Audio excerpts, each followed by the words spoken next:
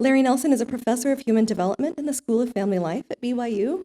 He earned a master's degree in family sciences at BYU and a PhD in human development from the University of Maryland. He teaches courses on human development, parenting, and marriage and family relationships.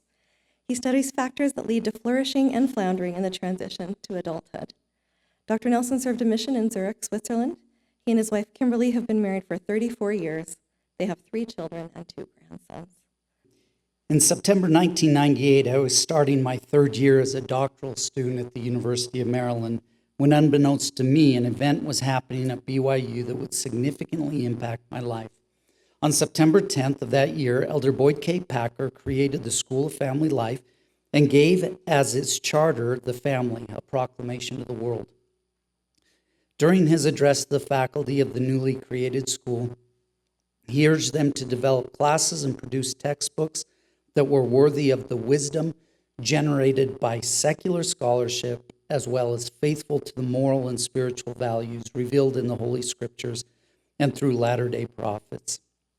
From this charge, a new class was developed in the School of Family Life and a textbook written for that class, examining the principles taught in the proclamation from both a scholarly and spiritual perspective as instructed by Elder Packer. I had no idea that all these events would play such an important role, not only in my career, but in my life. In my first semester as a member of the faculty of the School of Family Life was winter semester 2000. One day, I was approached by Dr. Alan Hawkins to teach a section of this new class entitled Strengthening Marriage and Family. In my head, I thought, no way do I want to teach this course. Please don't ask me to do this. But as the newest member of the faculty, speaking to a senior member of the faculty, what came out of my mouth was, I would be happy to help in any way, including teaching that course. The reason I didn't want to teach the course was because of its bilingual approach to the study of the proclamation. I was a faithful member with the testimony of prophets and apostles, including the proclamation, and I was a social scientist. But at that time, I didn't know how to combine the two in a way that would help students. However, it marked the beginning of me truly becoming what Elder Maxwell termed a disciple scholar, meaning one who is grounded in discipleship and loyalty to the gospel while still meeting rigorous academic standards. Or as he taught, in other words, that true discipleship and scholarly excellence can and should coexist. He used the term disciple scholar repeatedly in the 1990s to describe the ideal integration of faith and intellect at BYU. This workplace charge I was given in 2000 to examine the truths in the proclamation, not as a disciple, nor as a scholar, but as a disciple scholar, shaped who I have become. Not shaped me only in my work or only in my home, but shaped who I have become, period. That new teaching assignment made me focus daily on the proclamation, and in doing that, it started to change my view of truth. I was starting to see and experience for myself what President Nelson years later gave words to. This university, President Nelson said, is committed to searching for truth and to teaching the truth. All truth is part of the gospel of Jesus Christ, whether truth comes from a scientific laboratory or by revelation from the Lord. It is compatible. All truth is part of the everlasting gospel. There is no conflict between science and religion. Conflict only arises from an incomplete knowledge of either science or religion or both. Notice he doesn't say there was an ordering of truth, 1A and 1B. There's truth. Truth simply to be found via multiple sources. I was starting to see that who I am as one striving to become like Christ is predicated on my ability to learn truth from all of its sources, especially and most importantly, those truths referenced in the proclamation. As I was able to start looking back on my life through this lens, I could see the times that an absence of truth from one of those sources led me to make significant mistakes in my family responsibilities. For example, as a young husband, I knew I had a solemn responsibility to, as the proclamation says, love and care for my wife. But without a proclamation-aligned truth from science, I failed to do that. A few weeks after the birth of our first child, my wife came to me in a very vulnerable state and shared that she wasn't doing well. She told me that she was constantly crying, sad, and didn't want to get out of bed. What would have been obvious to so many, but not to me at the time, was that she was struggling with postpartum depression. At that time, I didn't know what that was. So with my Mel mentality of grit, I told my sweet wife, it's all in your head. Just get over it. It wasn't until later in my undergraduate studies that I learned about postpartum depression. I didn't learn about postpartum depression from the pulpit at General Conference, and that isn't a knock on General Conference. It is to show that the words of our living prophet are true. All truth is part of the gospel of Jesus Christ. Whether truth comes from a scientific laboratory or by revelation from the Lord, it is compatible. All truth is part of the everlasting gospel.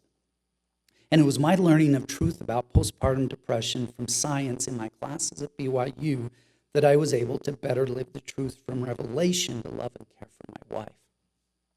The two are compatible, even essential for me in my relationships.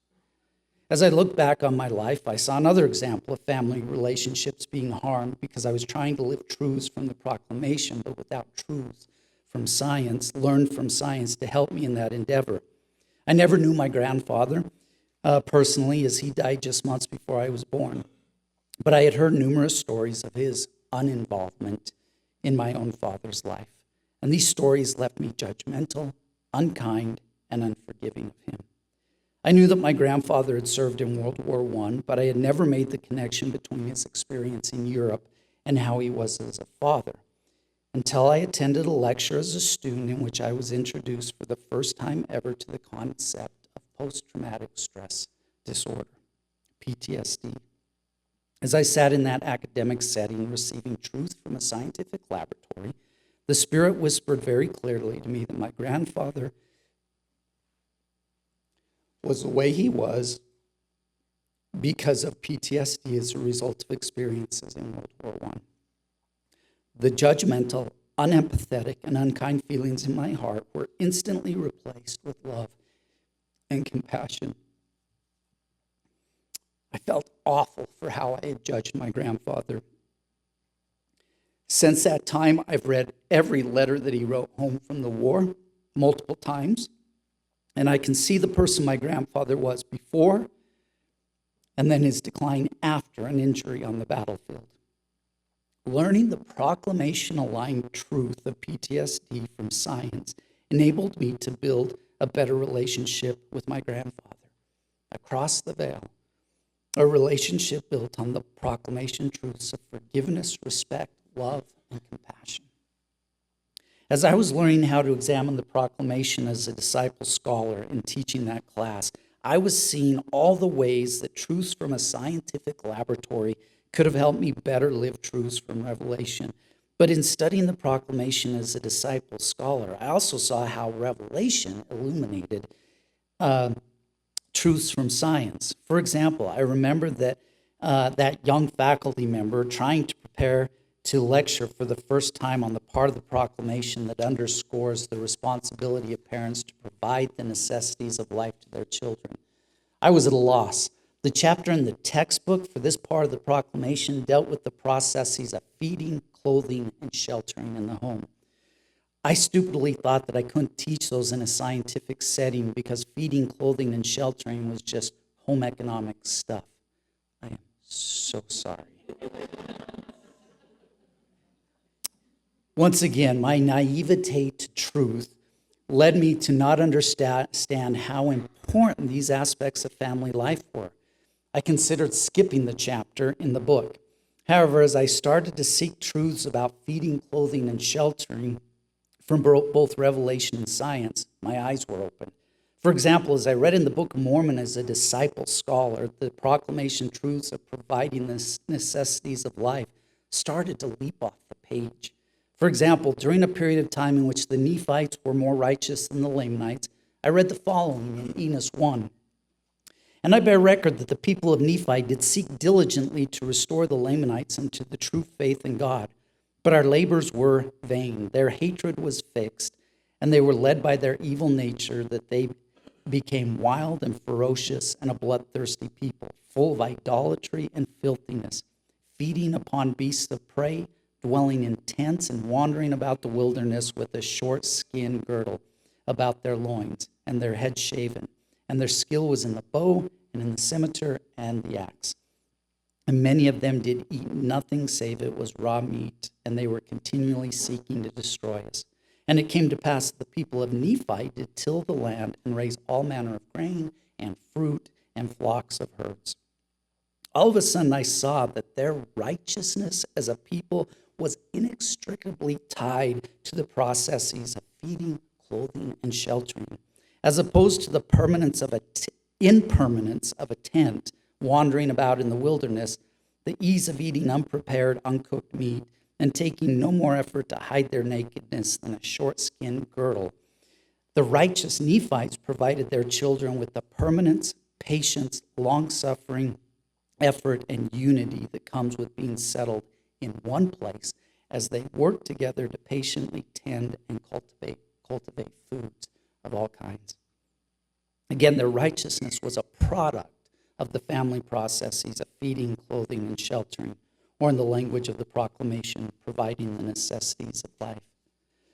I hope that with these examples, I'm showing that a bilingual approach, the language of religion and science, to the study of this inspired document has enlightened every aspect of my life with truth.